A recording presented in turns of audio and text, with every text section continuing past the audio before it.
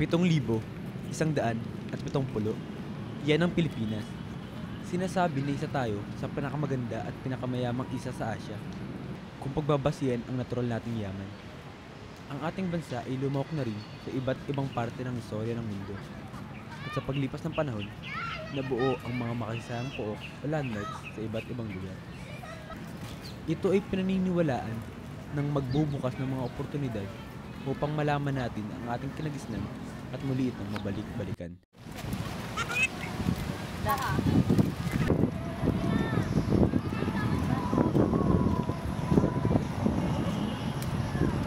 Patingin nga po.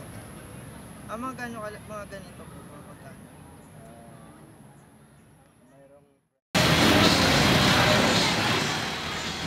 Pero bakit mukhang wala nang naabutan ang mga bagong henerasyon? Tuloy na ba talaga tayong napag-iwanan?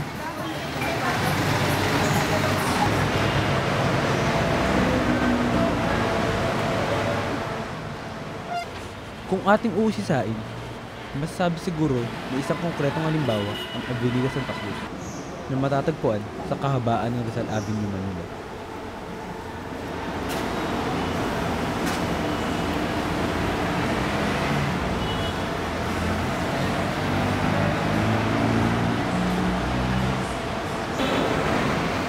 Alam niyo ba na minsan sa buhay nating mga Pilipino ay nagkaroon tayo ng isang distritong pwede natin ipagmalaki? Yan ang Kalye Dalumbayan, ang lumang pangalan ng Rizal Avenue na mas kilala bilang Avenida. Talagang napakayaman ng istorya ng Avenida. Alam niyo ba na sa kahabaan ng Avenida, unang napakinggan ang pelikulang may tunog sa Pilipinas?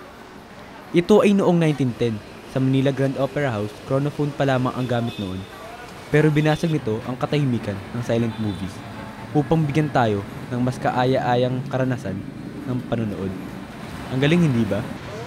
Yan pa lamang ang simula, dahil matapos ang paggamit ng chronophone sa mga pelikula ay mga kanunaman ang mga nagpakitang gilas.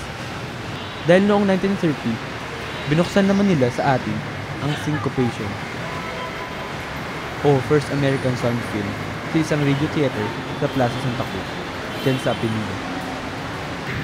Dahil dyan, nagsimulang mahilig ang mga Pilipino sa pelikula Ang Aswang o The Vampire, ang pinakaunang pelikula na sinasabing may tunog at salita.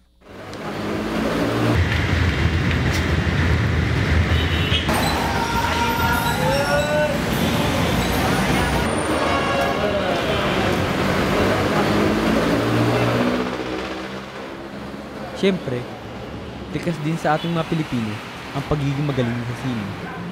Kilala niyo ba ang ama ng pelikulang Pilipino? Siya si Jose Nepomuceno. Siya lang naman ang naunang gumawa ng silent film sa Pilipinas na pinamagatang Dalagang Bukid o Country Maiden, na pinagbibidahan ni Atang de Rarama, na siya namang kauna-unahang aktres na Pilipina.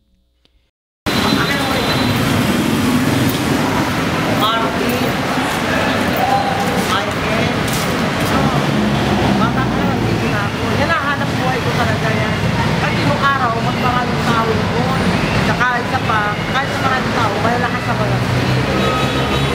Oo, haba ng pila hanggang sa nawala na lahat. Kasi, binago na nila, ginawa na yung wala na, diba? Hindi na. Hina na. Gutom na. Diba? Kamukha yung pulinarya ka, pilalis ka na.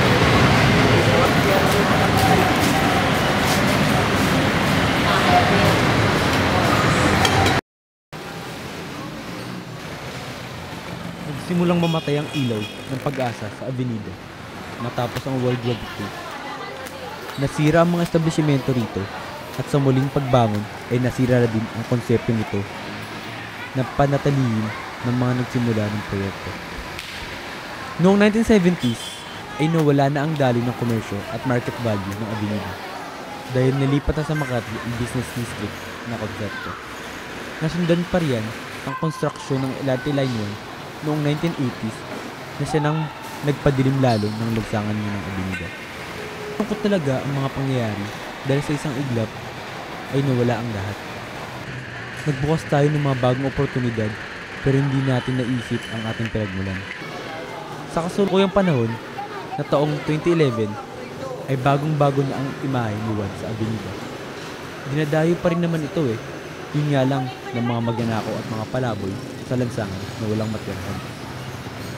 Madami pa rin namang establishmento na may kita dito, tulad ng mga motel, hotel, mga beer house na dinadayo upang paglipasang oras ng karamihan.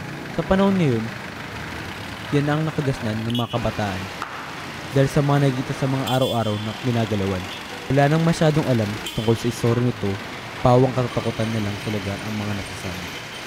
Dahil na rin siguro sa takot na manakawan o madisgrasya at mapagsamantalan sila doon. Ano kaya ang ginagawang hakbang ng gobyerno para dito?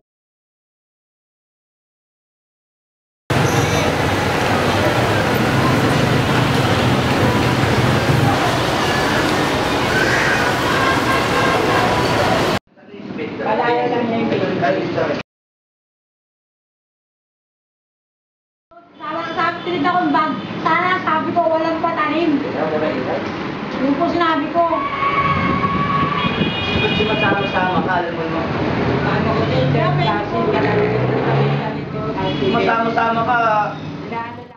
Itong December lang, almost araw-araw, December 1, 2 to 3 krimen ang nangyayari na nagaganap.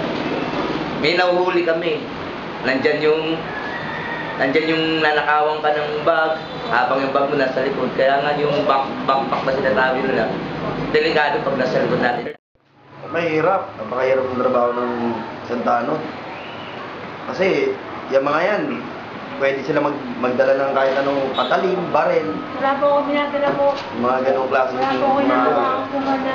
nagpupunta dyan sa recto para hold up, snatch. Wala po. Ako nga Sa amin, po hindi naman pinatay. namin sila kilala eh. Kami, kilala nila kami, identify nila kasi may uniforme kami. Sila hindi namin alam. Kagaya nung nangyari ngayon, no? 3 tao, yung mga rumorondang tanod. Tinabakan doon sa may kanto.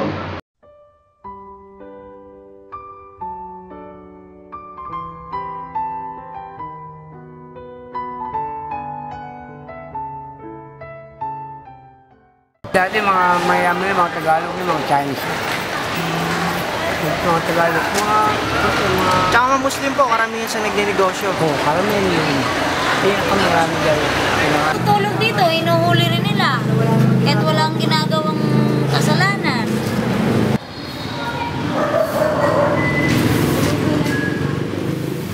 Akalain mo nga sa Avenida pati babae ay kasi na.